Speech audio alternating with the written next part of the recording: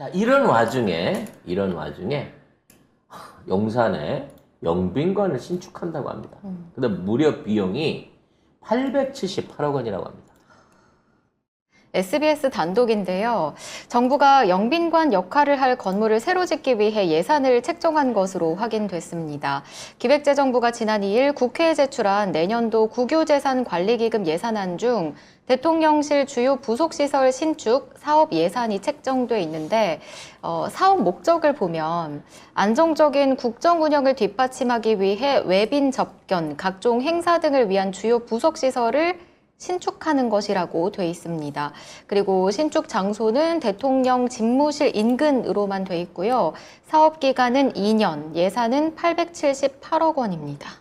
난 이해가 안 되는 게 처음에는 청와대 영빈관 쓴다 그랬어요. 맞아요. 3월에는 그랬죠. 그러다가 외교공간 얻으면서 여기에 연회시설이 있어가지고 여길 쓴다 그랬습니다. 그래놓고 거기 들어가지도 않고 지금 영빈관을 따로 짓겠대요. 용산 근처에 짓겠대. 예, 용산 근처에. 그러니까 지을 데가 있나? 모르겠어. 나 이거 잔디밭에 짓는 것도 아니고 또 어디 목 좋은 데다가 따로 지을란지 모르겠는데 거기 방사능도 해결 안 됐는데 아직. 근데 방사능이 나는 아니지. 이게 목적이 오염. 영빈관이라는 게 영빈관. 영빈관. 이게 업무 시설이라든지 숙소가 아니고 손님들 한 번 왔을 때 손님들 재우고 파티하기 위한 영빈관을 따로 짓겠다는 거야. 네.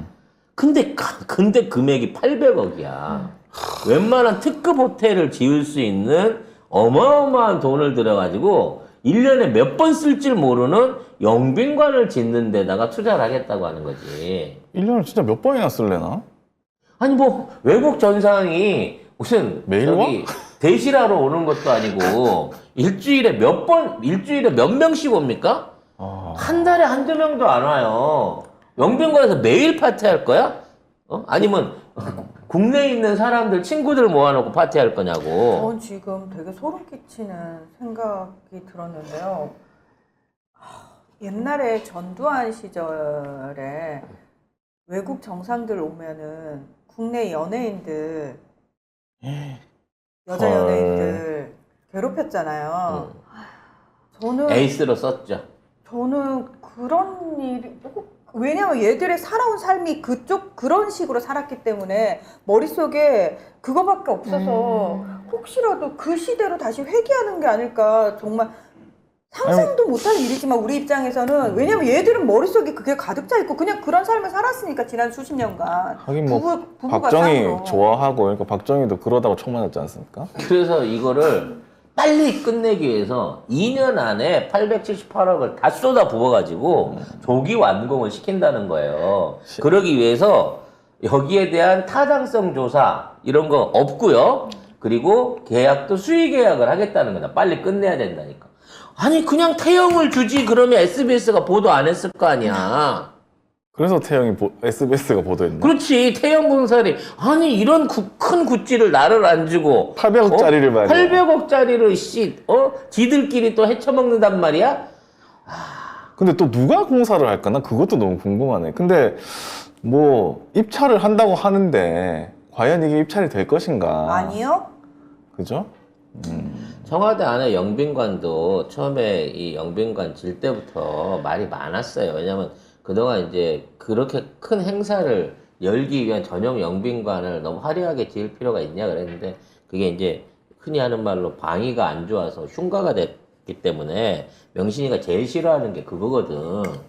아니 그리고 방위가 안 이거 좋다니 왜? 이명수 기자 서울의 소리 이명수 기자하고 통화했을 때 이명수 기자가 이렇게 얘기했거든요.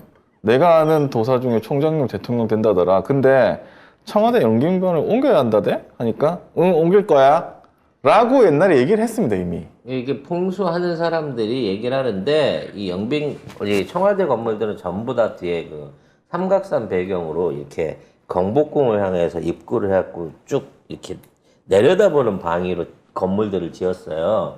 근데 영빈관은 설계가 45도 이렇게 비틀어져 가지고 약간 방위 방향이 다른 쪽으로 돼 있습니다. 그래서 이제 그쪽에서 말하자면 애기 들어온다 뭐 이런 얘기가 있어가지고 아무튼 영빈관이 흉물이라서 그 이후에 대통령들이 해를 당한다 뭐 이런 개소리가 있었어요. 네. 그래서 이제 그 영빈관을 옮겨야 된다라는 얘기가 점쟁이들한테 일종의 저기가 됐어. 이게 유행어가 된 거야. 근데 그 일종의 그런 거지. 유행어가 돼서가 아니라 그게 히트를 치기 때문에 다른 애들이 다 갖다 쓰는 거예요. 그래서 우리나라 국운이 안 좋은 게 영빈관을 잘못 지어서 그런 거잖아. 핑계 대는 거구나. 요게 이제 정치 전보는 애들의 일종의 단골 레파토리가 돼버린 거고 그럴 때 건의도 주워 들은 거지. 그래서 뭐 천공이 됐든 건진이 됐든 원래 저기 깊이가 얕은 놈이니까 영빈관은 꼭 옮겨야 돼 뭐 이런 얘기를 했던 거지. 그래서 처음에 세종에다가 옮겨가면서 뭐 아예 거기다 다시 짓는다 그랬는데 건의도 세종까지 가긴 싫었었나 봐. 그래서 결국은 지금 잠은 아크로비스타에서 자고 서방은 한남동에다 쫓아놓은 상태에서 자기 놀 영빈관은 따로 짓고 싶은 거지. 아이고 참. 아무튼 이런 것들이 국민적 합의 없이 졸속으로 발표가 된다는 얘기야. 이것도 이틀 걸린 전만 거야. 하더라도 알았겠냐고 우리가. 이것도 걸린 거예요, 걸린 거. 발표를 한 게 아니라 그 안에 있는 세부 내용을 보다가 이제 발견한 거죠. 영빈관이라고 얘기도 안 했어요. 그냥 그 신축 건물이었는데 로 쓸 수 있는 영빈관처럼 쓸 수 있는 건물인데 뭐 설명을 다르게 해놨더라고. 심지어는 집무실 인근은 뭐야? 집무실 옆에 만 몇천 평의 빈 땅이 있는데 인근은 뭐냐고. 물론 지금 그 자리에는 못 짓습니다. 왜냐면 전에도 말씀드린 대로 지금 용산 기지 안에 있는 케이블 건들까봐 1m 이상을 못 파게 돼 있기 때문에 용산 잔디밭 근처에는 못 지어요. 그러니까 당장에 지려면 지금 있는 미군 기지 말고 주변에 다른 땅을 물색을 해갖고 지어야 된다는 거죠. 그러면 여기에 건축비 플러스 땅값이 추가될 위험성이 있습니다. 그리고 계속 또 늘어나지 않을까요? 그렇지. 건축비는? 뭐 400억이면 이사된다는데 1조 원 든 거나 마찬가지로 그러니까 점점 더 늘어날 거야. 지금 아마. 뭐 지금 공관 지금 인테리어하고. 인테리어 하는데도 그 돈을 처발랐는데 이제 땅을 사갖고 정식으로 건물을 올려서 안에 알맹이까지 2년 안에 이걸 처발르려고 하면 800억? 아이고 안 될 거. 최소한 1,500억에서 2,000억은 아마 쏟아부을 거예요, 스케일상. 전 더 짜증나는 게 사업 근거로 대통령실 이전에 대한 그 정책을 실행하기 위해서 아니, 무슨 누가 하라고 실행을 했냐? 영빈관에서 하냐고. 누가 하라고 했냐고. 그 앞으로 뭐 요정 정치 하겠다는 거야? 그리고 사업 수혜자는 국민이래요. 그러면 요거를 영빈관 나이트, 성인 나이트로 개방을 하려고 그러나 보네. 르네상스. 낮에는 정상들한테 제공하고 밤에는 성인 나이트로 오픈을 하려고 가는가 보네. 그거 아니면 어떻게 국민들한테 이걸 돌려주지? 아니면 뭐 이걸 짓고 나서 뭐 국민들한테 좋은 일이 생기거나 뭐 그거밖에는 뭐 방법이 없네. 이 국민들이 무슨 수혜를 받아 나는 이걸로. 웬만하면 네가 해쳐먹을 때까지 해쳐먹어서 아주 역사의 악녀와 무능의 극치로 남아라. 고종을 뛰어넘어라는 마음에 5년 채우기를 바랬는데 5년 채웠다가는 이건 뭐 대한민국의 재정이 남아나질 않겠어요. 얼마나 그럴 쓸 만한 거야, 게 도대체. 지금 금융위에 알짜 재산들을 지금 넘기려고 한다고 하면 이건 제가 며칠 전에 그 비슷하게 산업은행 얘기하면서 한 거였는데 정말 살벌한 시나리오입니다. 한번 보도록 하겠습니다. 금융당국이 국책은행들이 거래하는 우량 대기업 자료를 시중은행에 넘기려 한다는 보도가 나오자 당국은 그런 적이 없다고 부인했는데요. 실제로는 준비 작업이 진행 중인 것으로 확인됐습니다. 특히 SBS가 확보한 산업은행 내부 문서를 보면 신용도가 최고 수준인 알짜 회사만 골라서 최대 18조 3천억 원에 달하는 영업 자산을 민간은행에 넘길 수 있다는 시나리오를 세웠습니다. 굳이 왜 국책은행을 민간에 왜 넘겨? 알짜를? 무려 18조 3천억입니다.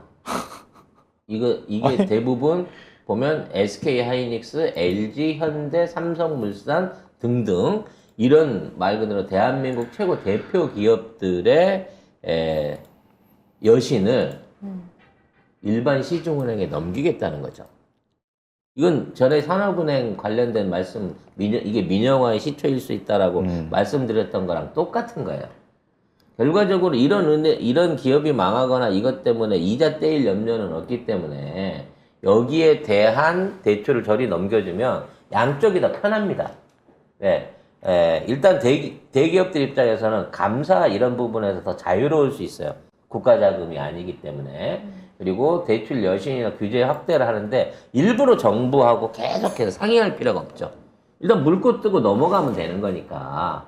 그래서 뭐 외화 차입을 해오든 뭘 해오든지 간에 산업은행이나 국채은행을 통하는 것보다는 감시 없이 편하게 자금 조달을 할 수 있고 그 자금을 어떻게 쓰는지도 감시를 덜 받을 겁니다.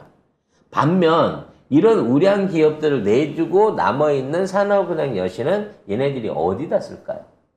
자원 외교라든지 아니면 뭔가 이 계획되지 않는 이 프로젝트 파이낸싱 같은 데다 쏟아볼 가능성이 높아요. 예를 들어 뜬금없이 이 터키에 원전을 지어주기로 했는데 원전 공사가 3조 원짜리다. 이랬을 때 거기다 돈을 주는 거죠. 뭐 이명박처럼 하겠다는 그렇죠. 건가? 이명박이 똑같은 방식으로 아랍에미레이트에 원전 수출하면서 세계에서 제일 돈 많은 나라 중에 하나한테 우리가 돈을 빌려줘가지고 그걸로 해갖고 공사를 했잖아요. 진짜. 이런 쪽으로 지금 있는 자금을 돌리려고 하는 거라고 저는 생각이 듭니다.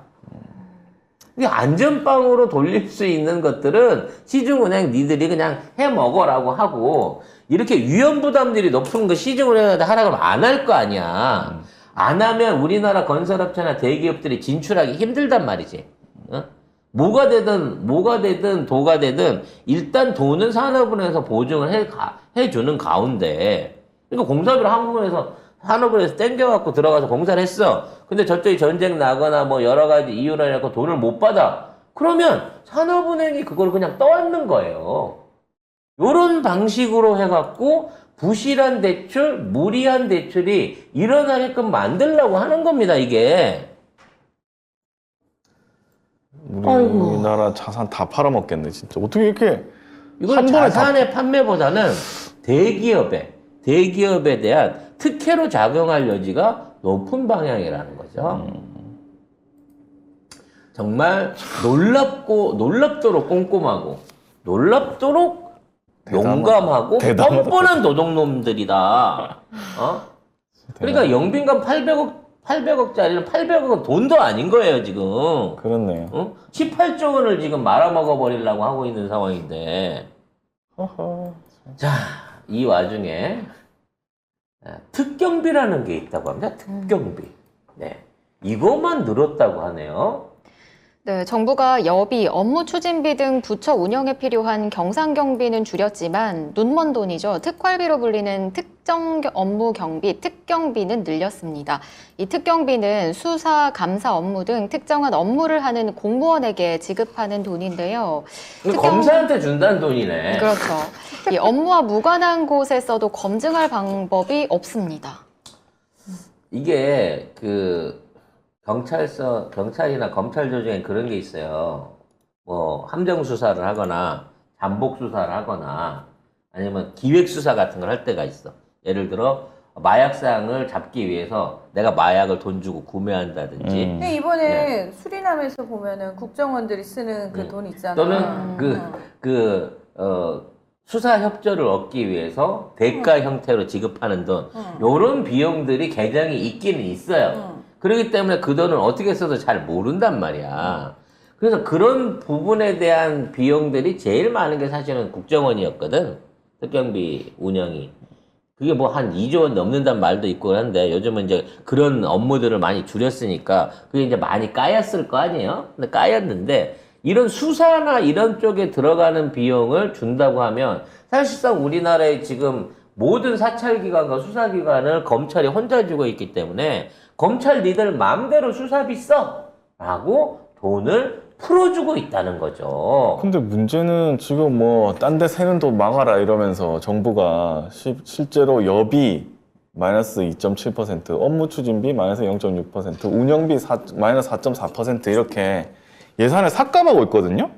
그리고 특활비도 10억 원을 줄였어요. 근데 이것만 응. 늘었어. 다 잡아 쳐넣겠다는 소린가? 늘어난 금액이 184원입니다. 왜냐면 184억 원이 늘었다고 전년도 대비해서 9천억이 넘어간 거예요. 그러니까 이 특경비는 수사하는 데만 쓰는 돈이야. 영수증 없이. 네. 근데 이게 너무 커요. 전체 있는 비용의 절반이 훨씬 넘습니다. 아까 얘기한 특활비의 절반이. 그러니까 특활비는 밥 먹고 술 먹고 여비 쓰고 이런 데 들어가는 돈이기 때문에 너무 티나게 못해. 서울 부산 갔다 왔는데 5천만 원 경비 요구하면 교통비 5천만 원 들었습니다 하면 문제가 될 수도 있다는 거지. 아무리 마음대로 쓴다고 하더라도. 근데 특경비는 5천만 원 쓰든 1억을 쓰든 그거 모르는 거예요. 아, 나 이거 마약 사범 체포하려고. 나 이번에 마약 한 20억 원어치 샀어. 나중에 나중에 그거는 혹시라도 체포작전 끝나고 나면 시중에 못 파니까 소각시킬 거야. 이런 식으로 날려먹어 버릴 수 있는 돈이 된다는 거예요. 특활비가 2천억 원 좀 넘는데 특경비가 어떻게 9천억 원이 넘죠? 그러니까 원래도 어마어마한 많았는데. 돈이 네. 우리 모르게 특수활동비로 지원되고 있었다니까. 근데 이게 국정원에서 이게 2조 원이라는 얘기가 있었던 이명박 때만 해도 2조 원이라는 얘기가 있을 정도였다고. 이건 대부분 블랙 요원들이 쓰는 거거든요. 화이트들은 안 쓰고. 그러니까 그걸 갖다가 엄청 강화를 하겠다는 거야 지금. 그리고 그걸 다 검찰이 지휘를 하겠다는 거지. 아유, 예전에 그 국정원장이 쇼핑백에 담아가지고 이렇게 돈 전달하러 청와대 가고 그랬대잖아요. 박근혜 때. 예. 그런 상황 벌어지겠네요. 특경비 뽑아가지고 네. 상납하는 거죠. 그렇겠네요. 박근혜한테. 박근혜한테 상납하겠어요? 상납하듯이 네, 그렇죠. 이번에는 윤석열 할 때 할 텐데 이번에는 이제 공이 하나 더 붙지 않을까. 당연하죠. 네. 갔는데 용산으로 안 가고 강남으로 서초동으로 가지 않을까라는 그런 걱정을 좀 해봅니다. 네. 아이고 참.